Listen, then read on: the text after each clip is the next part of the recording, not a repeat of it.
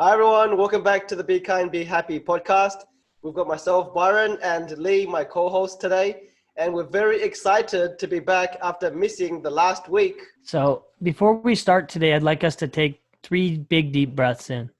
So if you want to lead that, Byron, that'd be nice. You're the legend of breathwork. Yeah, sure. Okay, so just to clear the mind, relax the body, let's start with 3 deep breaths.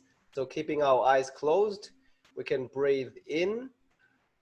1, 2, 3, 4, and then breathe out, completely out.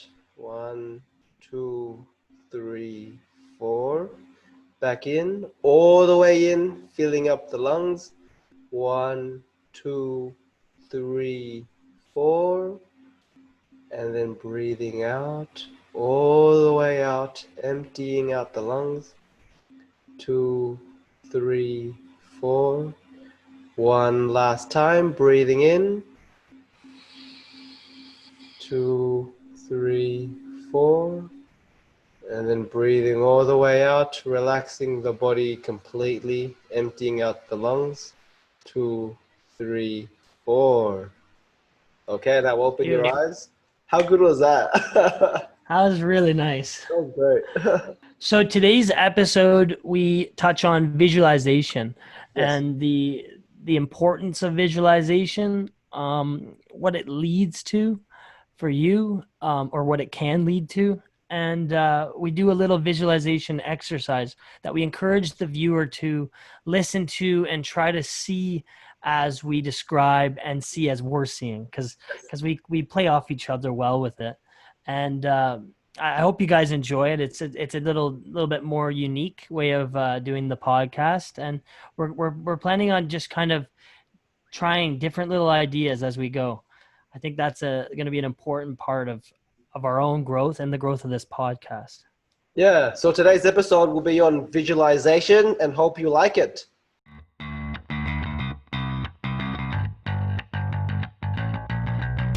Well, I'm happy to be back. Over the last week, I went away and really spent most of my time away visualizing things, visualizing where I want to be, visualizing who I want to be, visualizing what I want to do, what I want to create with you in this podcast and in other things in my life. And so I thought, wow, like, why don't we make our next podcast on visualization? And this could go further, right? Like, this could be something like a saga that we continue over a number of weeks, take some time off, focus on other things that we think are relevant in the time. But so I wanted to dive into this episode with visualizations. I wanted to ask you, Byron, what do you think visualization, what does it mean to you when I say visualization? Like, what does that mean to you? Yeah, I think visualization has many benefits because when we visualize something, we are making an idea more familiar to us so that if we want to achieve something in life, it becomes less foreign. And so it pretty much primes us up, as you were saying before, for us to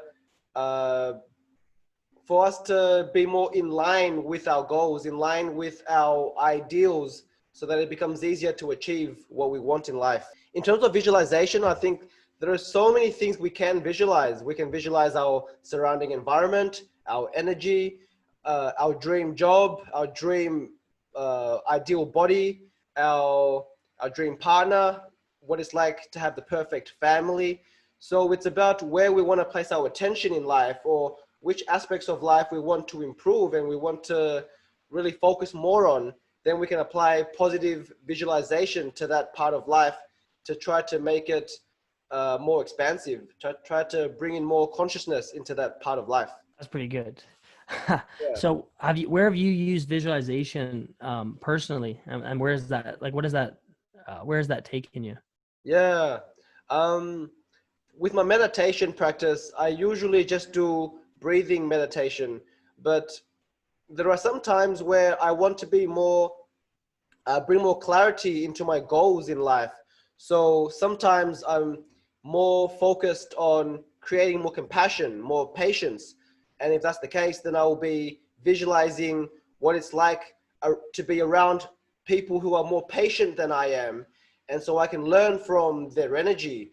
In my mind already, I can visualize so many like prominent practitioners and cultivators of the path, the way.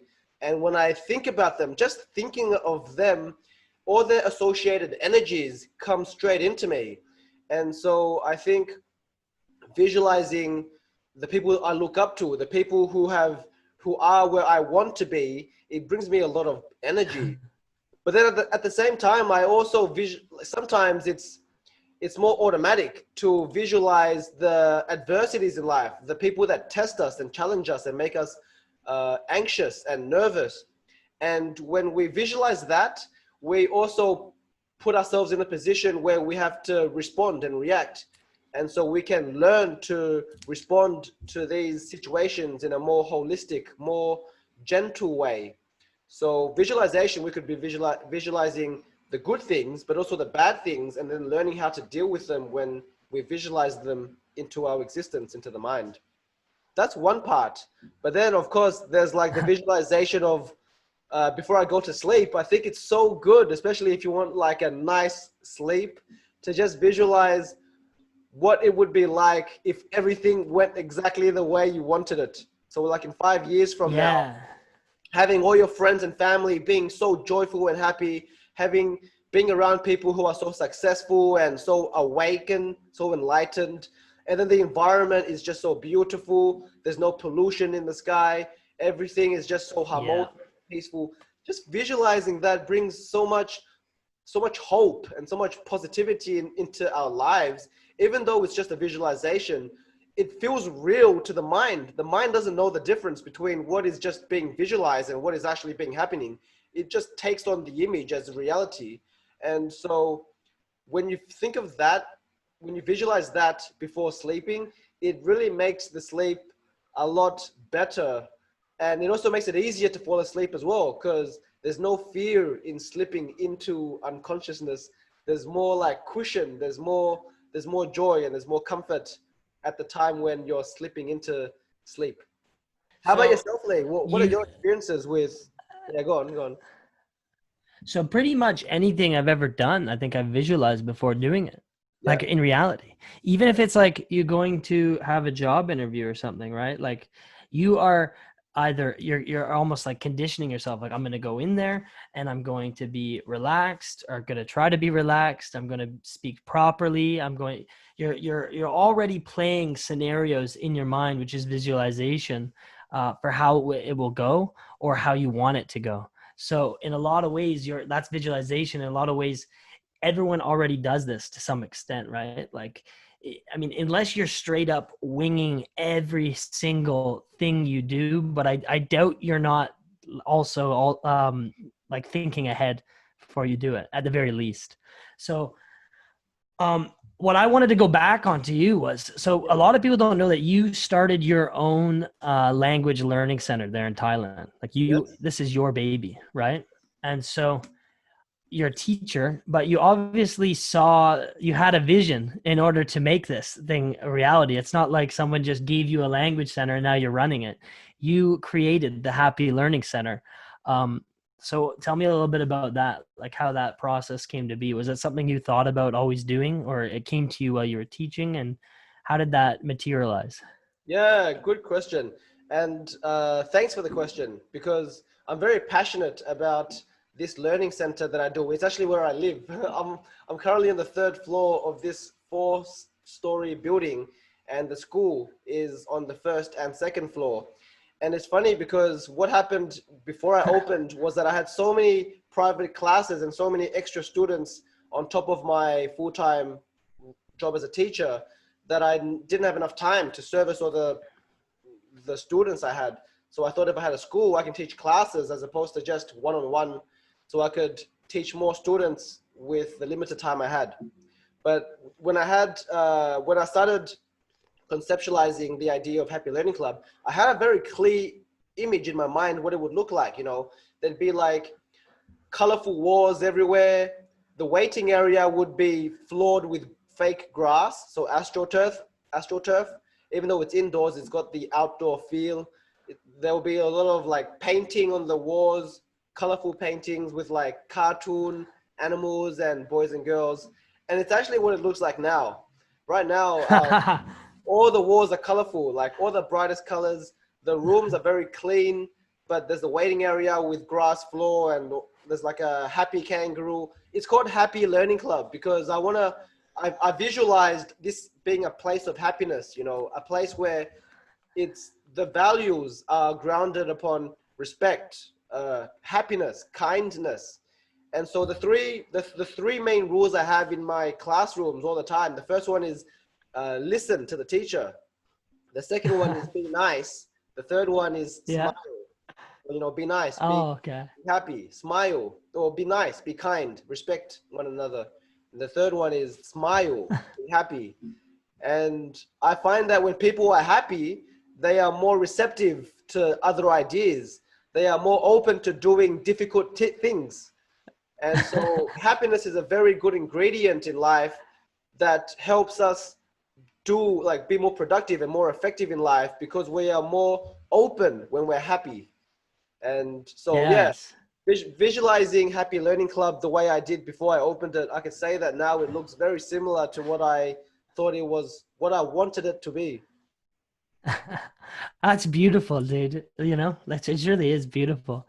So the reason I wanted to ask you about that, right, was because you've already had a vision and created it like in the material world.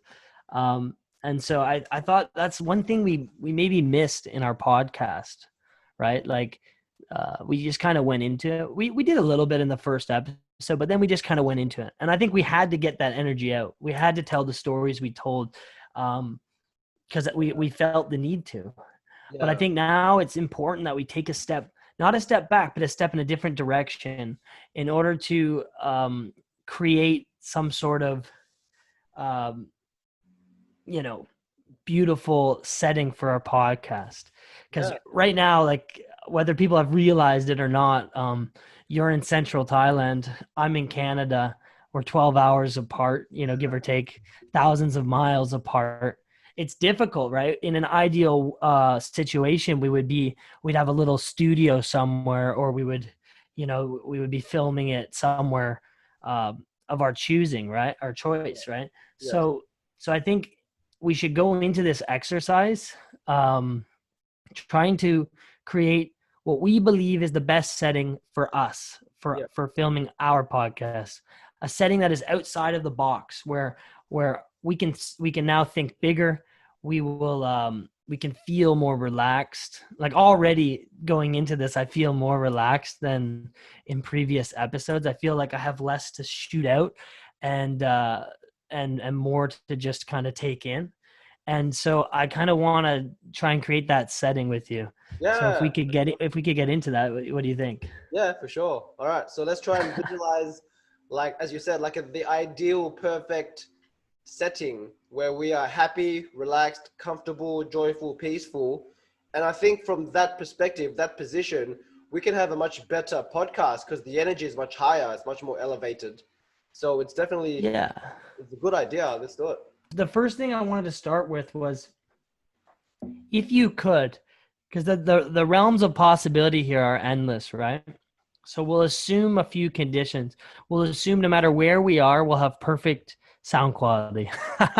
we'll Yeah, assume we'll assume like, you know, if there's water splashing nearby, it has no effect on our actual our electronics, none of that. Like nothing of that kind matters. We're just talking about the setting, right? yeah, So for me, I think that I would want to have it outside. Somewhere it has to be outdoors, right? So then when you think of something, it's, you know, you're in the infinite space, you know, above you goes infinitely up into the universe and space, right? Or yeah, around, and below you is the ground, um, all the way down to the earth's core. yeah. So, what do you think? Would you want your setting to be outside? For sure. Like I always think that when we're within nature, where it's just so much more easier, it's so much more enlightening, more open because when we are one with nature, then there's a lot less like tension. There's a lot less resistance, and we can just flow easier and better. So I think Yes. being in the elements for sure. like And having wind, having sunlight, having water, having like the yep, sounds of nature, you know, yep, so that like we're getting all the senses, we're stimulating all the five senses. Like we can visualizing that we can smell the grass, we can hear the wind, yeah, yeah. we can see the rainbows and the clear So skies and the animals, the greenery. yeah, yeah. Personally, you're in Thailand. Do you like the tropics? Would you like it to be tropical? Yeah, Because one thing I wanna make clear too is that we can't have sun and rain, right? Like we're trying to create like, although it may not be entirely realistic, we can't we can't have lightning bolts shooting and then also sun. You know what I mean? So, or you can't have tropics and snow, right? So like, what would the climate be like for I you? was I was thinking more like warm, you know, warm weather, not too hot, not too cold. So it'd be like a Yeah, nice oh yeah, warm, sunny day. The water would be coming from like a water source, maybe like a river or a lake or a waterfall, not necessarily yeah, oh raining, yeah. but they can still be like water from that sense. I was visualizing like a beautiful waterfall, Yeah, like, and one of those waterfalls that you see it's not super wide where you're just like, wow, that's an intense, moving body of water, but almost like one that's just like a little bit strangely tall, yeah, like a 250-foot waterfall that's not super wide. It's just streaming down, right? And like bouncing off of the rocks as it comes down with a little bit of splash on yeah, either side. And you just kind of look over and you're like, nice. That's nice. I'm yeah, glad that's there. And so it blue, like a very blue, open, clear sky and yeah, nice warm sun. Yeah. yeah. Green grass, green fields. Would you want to have like mountains or just like open plains?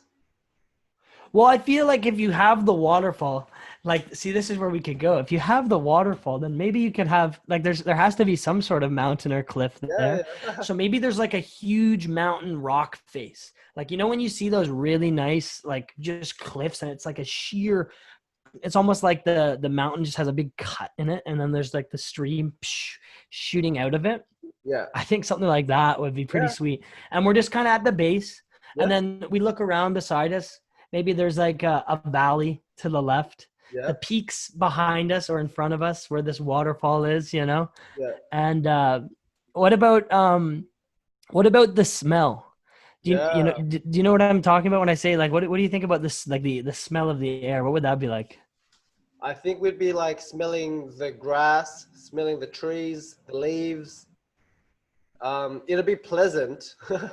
So nothing. Yeah, it'd be pleasant. Maybe like the salty water, like the salty smell of the water. But it'd be like mainly Okay. like the breeze will be so gentle and soft and cool. So it's very refreshing to be Yeah. in, refreshing to just breathe in. It's full of oxygen. Yeah.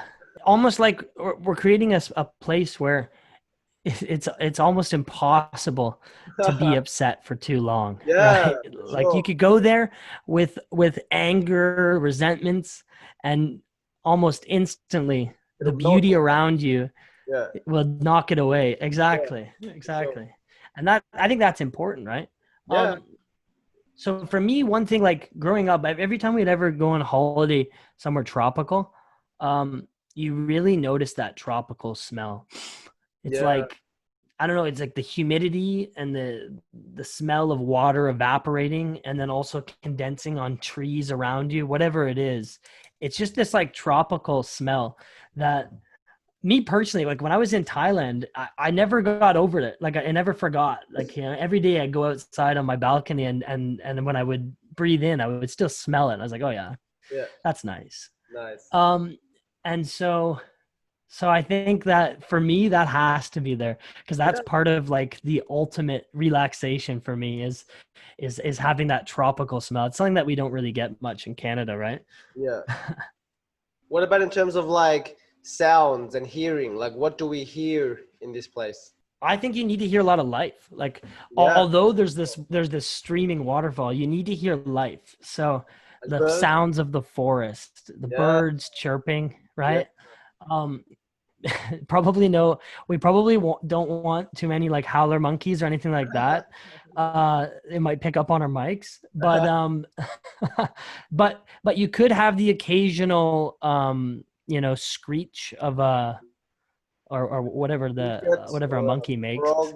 Yeah, or a monkey. Yeah. Frogs, yeah, tree frogs going, and almost as if all the animals are making their sounds like they do, Yeah. but it doesn't distract from our message. It just kind of, if you take a second, you can hear it and you're like, oh yeah, there's like some rhythmic um per, property here, and Yeah. you're It's back not in, and then you kind of overwhelming. go back to, In terms of the colors, right? Like clear blue skies, like bright blue. Then the grass is like bright green, like full of life. Because like brightness is associated with just life, like life force. And then the water, yeah, health. fresh water, yeah, health, yeah. So just bright colors, vibrant colors. So it's just bright. Yes. Even a rainbow, just to add to Oh the yeah, dude. vibrancy. Yeah, Yeah, I can see that. Well, and this is the thing. Everything we're creating here is actually probably in existence. Like the world is so vast and beautiful. yeah, Like I've seen beautiful waterfalls with rainbows forming from the splash of the water, and it's like, so I think, yeah, of course we'll have a nice rainbow in there too. Like yeah, a nice like a good arc to it too, like just yeah, a nice solid arced rainbow where you yeah. can see both ends of it, but you can't quite get there.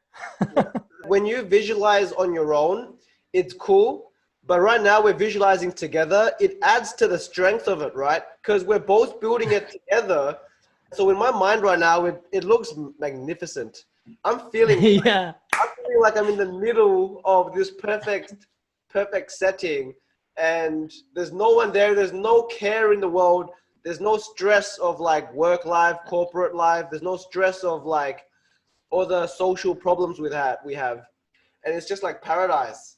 And it really does Yeah. Yeah. feel like you're there right now. You can see it in your mind for sure. And the thing is, I think part of this and where we're going to lead to is I really believe that one day we'll get there. Like, well, one day we'll get to that place. And we'll bring a maybe just a phone to record it, and the podcast might be episode 134 or something, or higher, maybe 10,000 or something. 10,000. And the podcast will just be like, we made it, you Yeah. know, or it will just be the sounds of the birds and the running water, and that's beautiful, man. Like, Yeah. you know. So, and I agree, dude. Like, I think it's really exciting to do something like that with someone. Like you mentioned the rainbow, and then there's like instantly, it's like, oh yeah, dude, of course. Like Yeah. for some reason, I was looking at a beautiful waterfall without a beautiful rainbow. Why not Yeah. have the rainbow in there too, right? Can I just ask, like, now that we're on the topic of visualization, what do you think is the difference between someone who is always surrounded by nature compared to someone who lives in the city and is always surrounded by four walls? Maybe like a windowless office where they don't have any direct view of nature. Do you think that plays a part in someone's like psyche, someone's attitude and mentality and energy? Yeah, I think it absolutely, like, it definitely has to have a role in your energy. Yeah, Because a lot of people say, like, they call it, I've heard this term, the nature bath, right? Like you go for a forest walk or a little hike, just kind of to let go, relax. And you may go there not that energetic, but you finish your little hike. I'm not talking about like an 8 hour hike, and you feel charged up. Like you feel yeah, like, okay, like I can go back now to yeah, whatever I need to do, yeah, with a little bit more focus, clear mind. Um, so certainly, even if you're in the city, certainly surround yourself with some plants and stuff, right? Like, yeah, or paintings, like pictures and paintings of yeah, beauty. Like it doesn't necessarily even have to be trees and plants, but just beautiful things like the yeah, beach and stuff like that, right? yeah. Like, what do you think? Yeah, I think it's definitely like with art, like the energy that you get from the art, depending on the like what the art is about. If it's like art about like nature and landscapes and stuff, you feel a certain type of energy just by looking at it or being in the presence of it. And so I think it's very similar to visualization. And on this topic, it seems like it's a lot more beneficial for people who live in a city life to visualize more about like nature, because even though you're not within nature, you can still be mentally in the mind in nature, and that's better than Yes. never even like thinking about nature at all. No, I'm just saying, like, you don't want to be disconnected from nature and then life just passes you by and you just spend your whole life living like mechanically. Because when you're not in nature, but Yes. you're within the four walls, you're living like the systematic life of, like, 9 to 5, and then work becomes so systemized, and then the whole life seems more mechanical. Whereas when you're in nature, there are no rules like that, and everyone just flows together doing what needs to be done in the present moment. Like, if you're hungry, you eat. If Yeah. you're tired, you sleep. If you need a poo or wee, or you need to have a shower, you do that when you need to. As opposed to like having people applying force and pressure to tell you what to do. In nature, there's none of that. Yes. There's no like human concepts, like, rules and Yes. regulations and law and ethic and stuff. We've come from nature.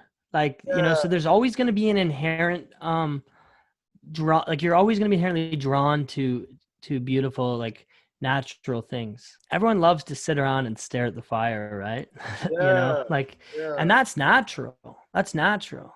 Maybe it's tapping into our caveman minds or whatever, but there's something about it. Or there's something about staring at the beach and the waves crashing, or looking at trees and seeing the wind blow through a field of grass, and you see them all move, like the blades of grass are moving.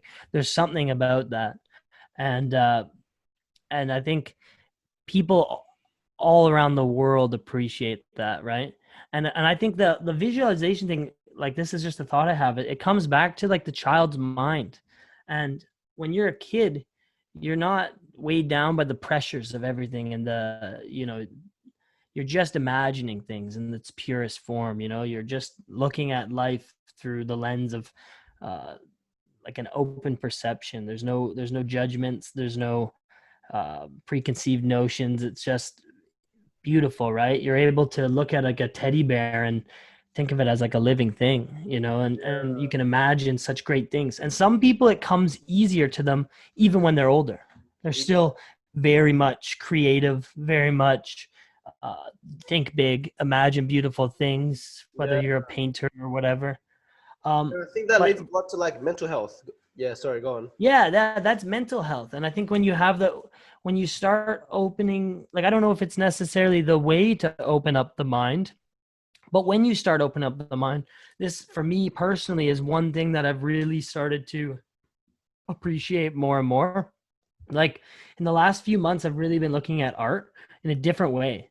Like, Yeah, it's not just a painting now. It's like, oh, there's really a feeling here, and like, whether that was the artist's intent, I don't know, because I'm not talking to the artist, but something literally gives me a feeling. That's all it matters to me, right? yeah, yeah. And me personally, natural drawings, I'm really drawn to, like landscape paintings. Like, it's like, so to me it's like so stunning.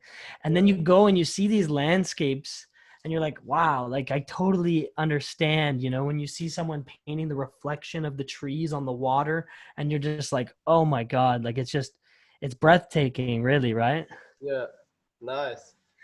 And like, Lee, like, since we're on the topic of visualization, I'd like to also point out that most people, most of the time, are visualizing compulsively, not necessarily consciously, but they're visualizing things compulsively.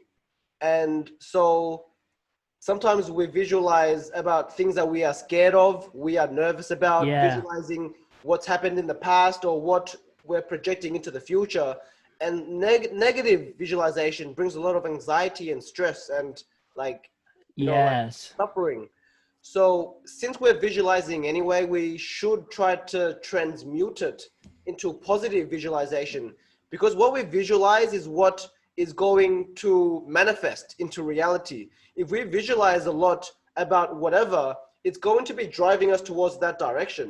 So it makes a lot Yes. more sense to focus our visualization and like do it consciously, so that what we are visualizing becomes a source of manifestation, becomes a source of what we will be manifesting into reality. It doesn't make sense to focus so much on like self-defeating thoughts. Like Yeah.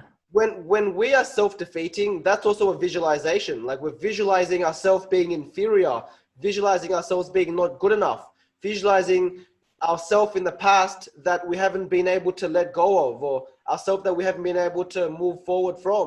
What we suffered in the past, we're still visualizing it even in the present moment, not being able to let go. And that just keeps the past into the present, and then we're bringing it into the future.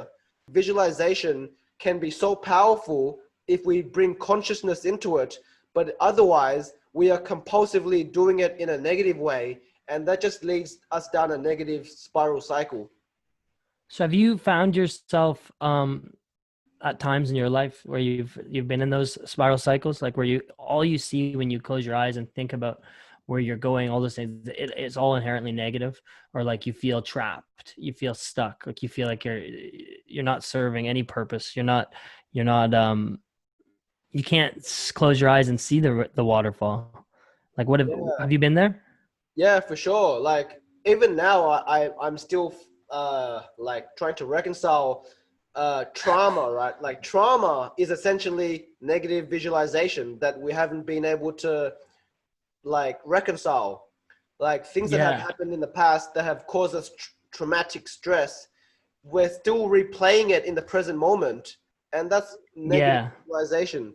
So for example, like one thing that I that comes to mind is when I had a breakup with my girlfriend, when I was like, it was maybe 7 years ago, when I was 22, and I couldn't stop visualizing the moment of the breakup when she said, I don't want to be with you anymore. And even though it happened months ago, I still kept playing that back, and it just caused me so much suffering because I was reliving what had happened in the past. I was Yeah. reliving it on replay. It was Yeah. ridiculous. Thinking back, it's ridiculous. But at that time, I was stuck.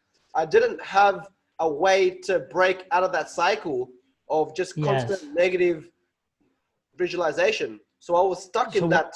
I had to understand eventually, like after 4 months of crying every day, 4 months of visualizing the breakup every day and what it could be if we didn't break up, like, or what it used to be, visualizing before the breakup, how good it was, like all this negative visualization.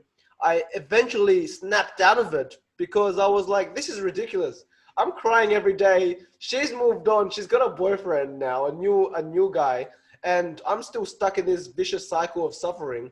Why? Why? And then I realized it was actually like a very massive, great epiphany at that point, because I realized that my happiness wasn't in my hands, but it was in the hands of my girlfriend. And I had given her so much responsibility for my happiness that she could do something, say something, and it would affect me emotionally so much. And from that moment, I realized I have to take back control of my happiness, of my fate, Yes. and of my emotions. And that was when I spent the next 5 years being single, just learning about myself. What do I like to do? It's not about, when you're in a relationship, it's about what you and your partner likes and what's good for the both of you. But then when you're single, I was able to focus purely on just me. What do I like? I can learn to understand myself better, go on dates with myself, learn about myself and what I like, what I want, what I feel, and just be more in tune with myself. And it took that wake-up call of the breakup and the constant negative visualization that I realized this is just counterproductive. This is ridiculous that I'm allowing myself to put myself through this. So ever since then, I started to really learn to be happy with myself. And after that, you don't need others to be happy. Instead, others can rely on you to be happy because you're self-reliant. if you're relying on other people to be happy, wherever you go, you're creating pressure and stress on other people through expectation, because you're always expecting them to make you happy. Whereas if you can Yeah. source your own happiness, wherever you go, you're fine just where you are. It's like you're standing straight as opposed to leaning onto your environment. You learn to stand straight, Yeah. and wherever you are, people can rest on you, rely on you, but you are stable, you are firm. Yes. Yeah. But so I think I get what you're saying. That was really powerful stuff, dude. Really Yeah. deep, powerful stuff, man. Thanks, Lee. And I'm proud of you, dude. Like you really are an inspiration of mine. You Thanks. know, like you really are, dude. And I'm proud to be your friend. Thanks. Thanks for going deep there. That was really sweet. But one thing you said though was you don't want to rely on others for your own happiness, right? Yeah. And that's very important. Yeah. But I don't know, you might have just said it, but you said then others can rely on you. And that's not what we want, right?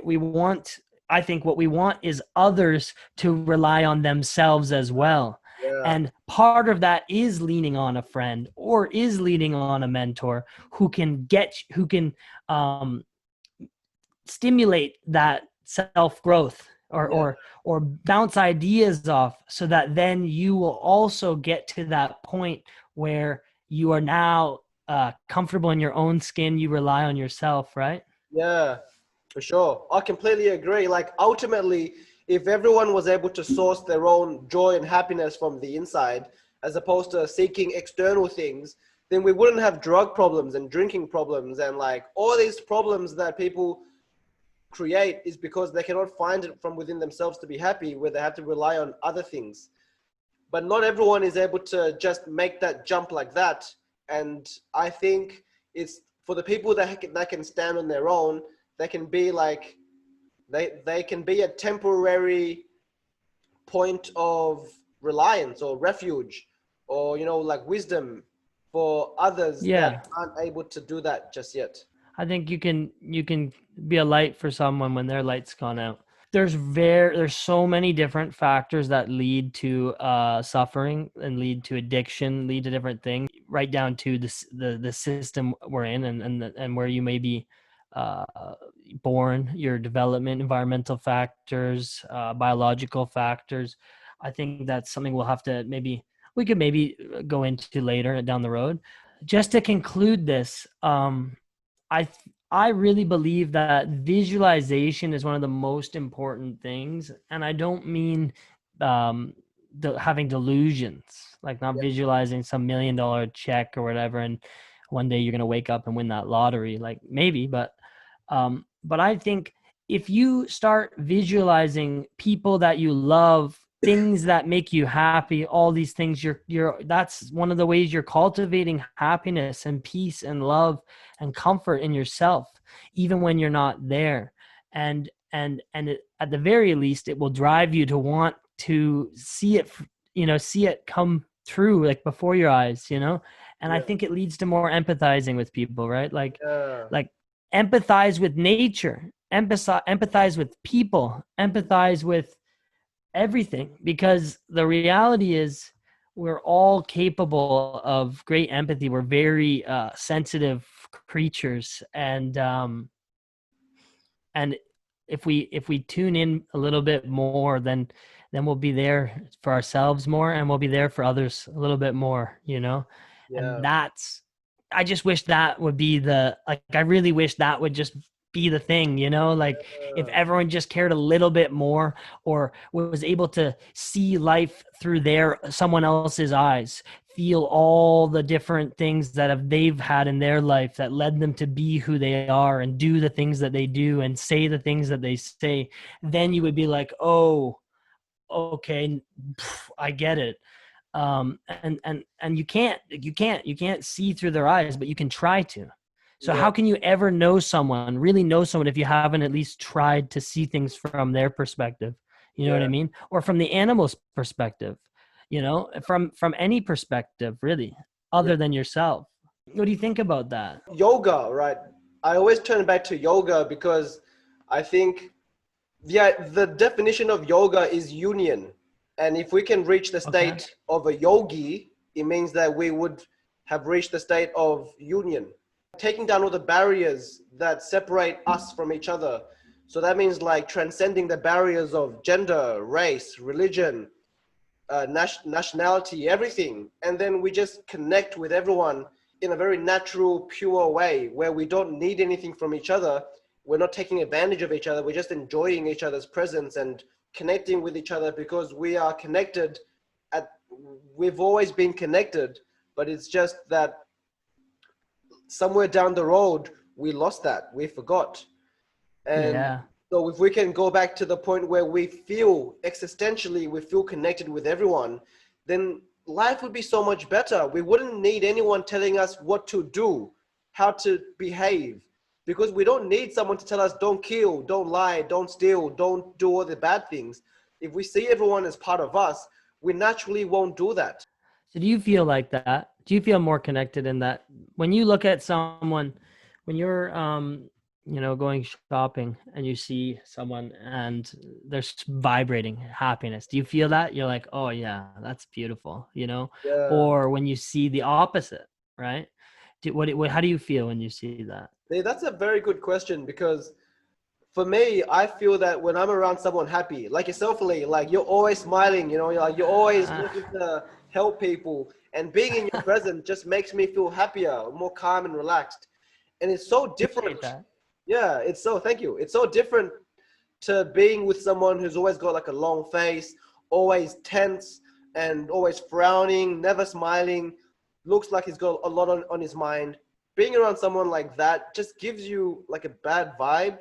Not to say that it's his fault that he's like that, because we don't know what's going on, but there's a very big difference between being with someone who's happy and being with someone who's not happy. Yeah, but what I'm saying is like someone who has a long frown, that's for a reason.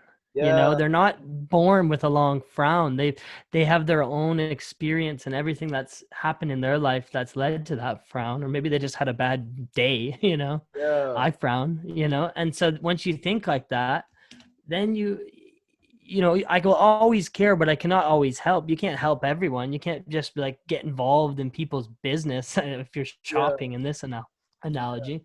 But but that's the perspective thing, like, people aren't like angry people like just for no reason, yeah, like, and I'm starting to really appreciate all different things. Like I really appreciate the people in my life that are super loving and kind to me. Like I really appreciate them. I always have. Now I'm just making sure to tell them that I do. Um, but I appreciate the other things too. Like I really do, because it's, I you see, when you see someone for everything they are and who they and everything they've done, then you can decide what you want. Like do you want to be exactly like that, or wow, their best qualities are so amazing, like that inspires me and I want to try and be more like that. So Byron, do you have any last thoughts for the episode 5?